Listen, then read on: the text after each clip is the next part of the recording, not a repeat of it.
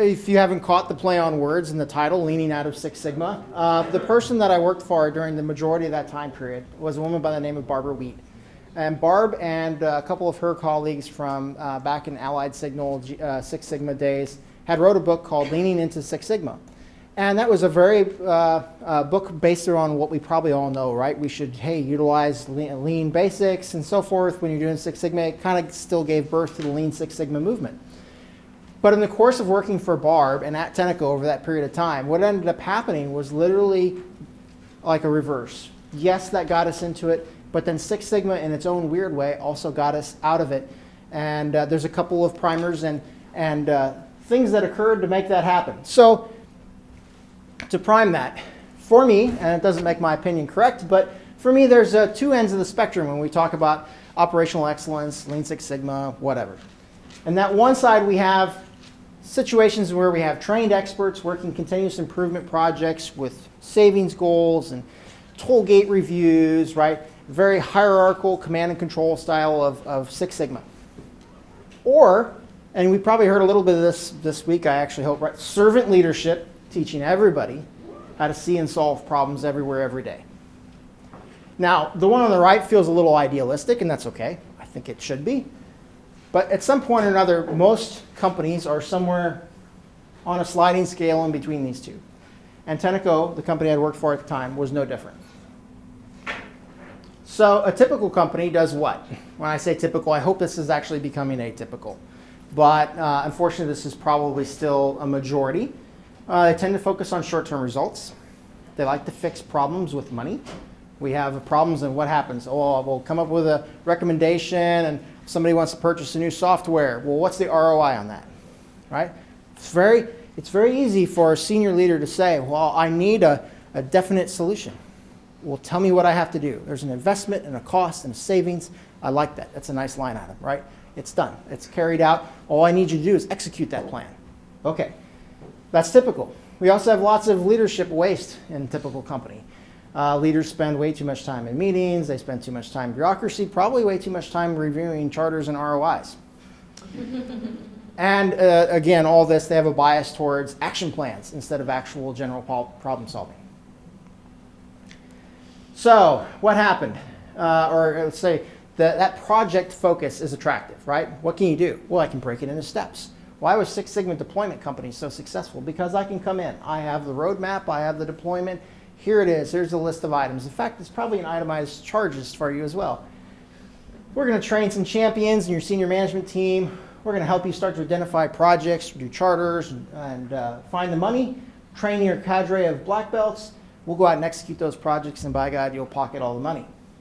What happens is we end up with potential bottlenecking of process improvement. It becomes about cost cutting instead of good, healthy cost reduction. It becomes a little elitist. And that didn't happen everywhere that Six Sigma was probably deployed, but it definitely can happen.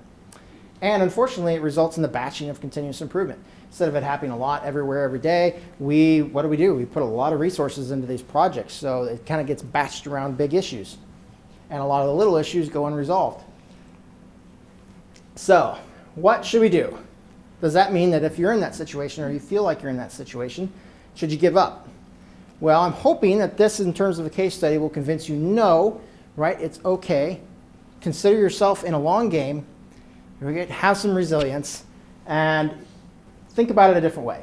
So you have, at this point, hopefully a bunch of black belts, green belts within a company. My suggestion is start to think of using that human capital and capacity within the organization in a different way. Utilize them to become your next generation of servant leaders. Instead of just giving them more training on the next logistical regression analysis or next control charts, right? Instead, get them into leadership training. Send them out. Make them do positions in which they do have to actually serve as a leader of a small team to humble themselves. Eventually, the good ones should get promoted, right? Or get opportunities throughout the company. Eventually, what will happen is they'll have their own teams. Eventually, they'll run ops. They'll run quality. Eventually, they'll run IT. And eventually, you'll have a critical mass in the organization that believes in the principles that allow you to get to that other side of the sliding scale. So here's a little history. Tenneco, company I worked for, I joined in 2000, fresh out of college. The company had just undergone a split from our parent corporation, and we had about 20,000 employees at the time, and our stock price literally dumped to like 86 cents.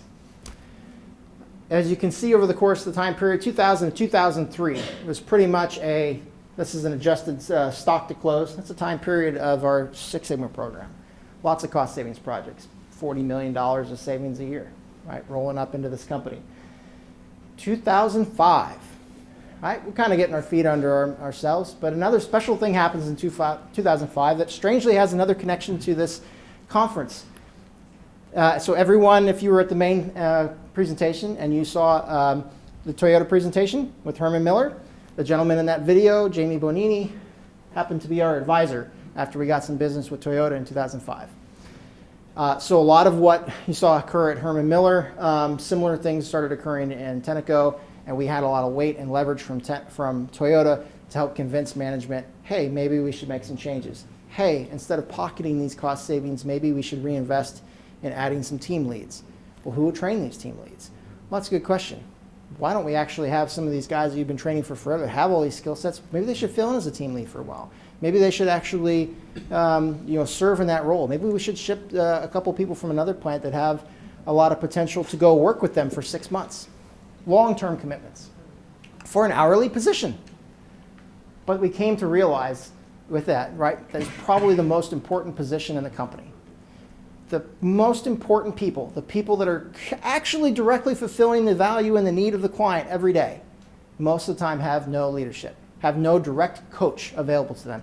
If you've got supervisors that have 20 people reporting to them or 40 people reporting to them, ask yourself if you're serious about the development of your hourly employees or whoever that is, whether they're salaried or they're hourly. They're the first connection to the client. So what service are you providing them? What development?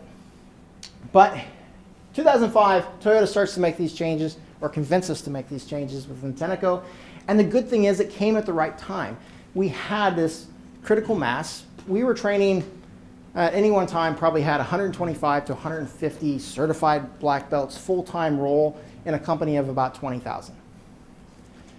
Those ranks literally started to become production managers, quality managers, global supply chain leaders.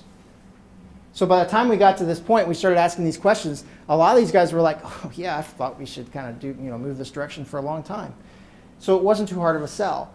And in that sense, this is what kind of enabled us to get to a point that otherwise we may have never done. And eventually, by the time I had left, and I like to hope and think the culture is still the same there, we had a real culture in which our leadership was expected to be a teacher. We had plant managers who didn't go out of their way to avoid walking down the aisleways or avoid talking to people. We had plant managers who might literally almost know the names of all 400 employees. We had people excited to work at the plants. We had plants getting 30 and 40% improvement on their metrics year over year over year. Where you think you can't find another 30%, there's always another. So over the course of this entire time period, stock price is one thing, but that company revenue increased 200+%, earnings per share went up 800+%, stock valuation 600+%, cash flow 246%, and the debt that we were straddled with after the split reduced by 92%. It's, for me, the success story and literally the story of my training and development myself as a leader, and I credit this with it, and I didn't realize what was going on at the time. 2005, I was a diehard master black belt. By God. When they reformed or, that's a medical condition, I probably believe that now. But at the time, I was in it. I was diehard, live, breathe, die. This amount of time, both with Toyota's influence and as well as just, those realizations when you're going to a plant and you realize that you're there. You've been flown across the country to solve a problem, and literally within 30 minutes out on the plant floor, you realize that the employees know how to solve it all along. No one's listening to them, or no one's providing them the extra little effort that could have helped them get to their own solution.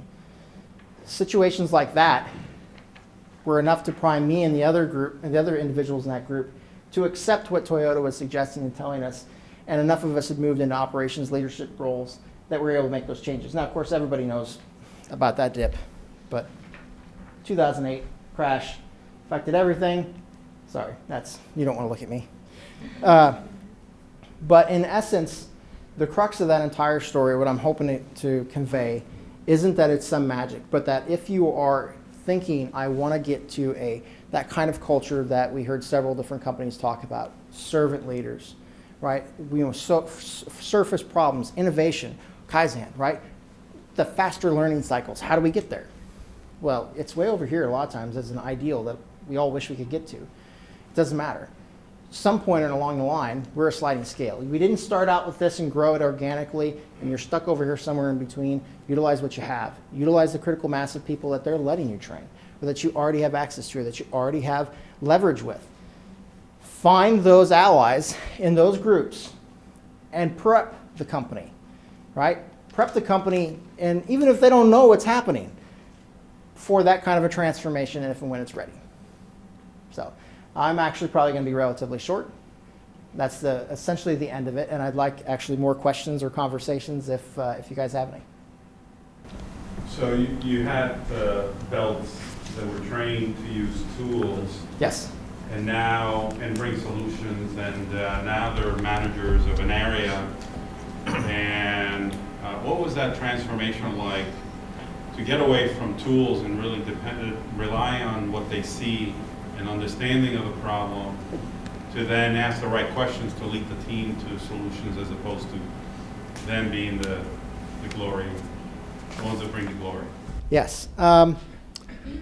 It was probably a little bit of foresight by my manager at the time. Barb had actually, when she joined around 2003, we literally kind of did a revamp. It's great, right? We did the typical Six Sigma training, and then we went into overload on leadership development, servant leadership principles. I have no idea how many John Maxwell books that were purchased in that company, but it was like we tried to engulf everybody in a opposite way of thinking as much as possible. And that we had our own internal annual symposiums every year that we managed to get through, had everybody, all these black belts globally across the country together for a week so that we could inundate them with these things. The Master Black Belt group was all being inundated by Barb. Therefore were doing that with their black belts. So I told somebody else earlier today that it was a little bit like a quiet insurrection. And that we did our best to change the mindset of anyone that was essentially willing to listen and willing to participate, and eventually we got enough of those minds changed. So to your answer, was that perfect, and did they ever always do that correctly or not? No. I mean, nothing ever is. But definitely the mindsets by that point of our typical black belts were already ready to lead and to do those sorts of activities. That we still, even to this day, they maintain a centralized group, but it's no longer a Lean Six Sigma group. It's a technical global production system, and their job is to do what? Their job is very much like TSSC's. It's to propagate that system and those principles throughout the company with vendors, suppliers, and that's what they do. And they had dropped the typical Lean and Six Sigma absolute monikers. Some stuff is resilient, right? At this point, it's kind of Kaizen is Kaizen. If you've been using that word for a while, it's kind of senseless to change it. But yeah, it kind of morphed. We already had the Lean camps and the Six Sigma camps in the company even way back when, and they fought.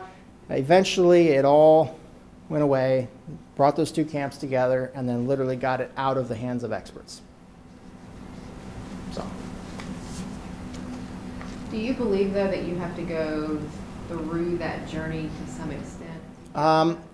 I think it's going to find that it's more common, especially in our typical Western publicly traded companies. I don't think you have to, but I do think it's probably more common than not, simply also because so many companies started into the Six Sigma route. And I think somebody else's point, right? It was either how many years did it last? Well, there was a reason we had a new leader brought in around 2003. We were about 3 years in. Stuff was starting to get a little stale. People were starting to wonder where that next set of cost savings was going to come from.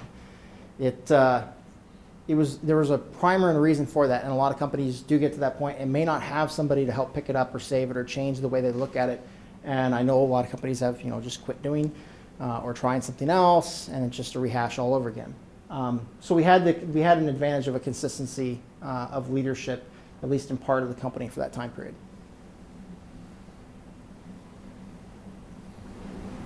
Yes? Just one more question. Upon reflection, right? Because I think most companies are not as fortunate as you, where number one, you had a leader come in at the right time. Number two, you had Toyota come in at the right time.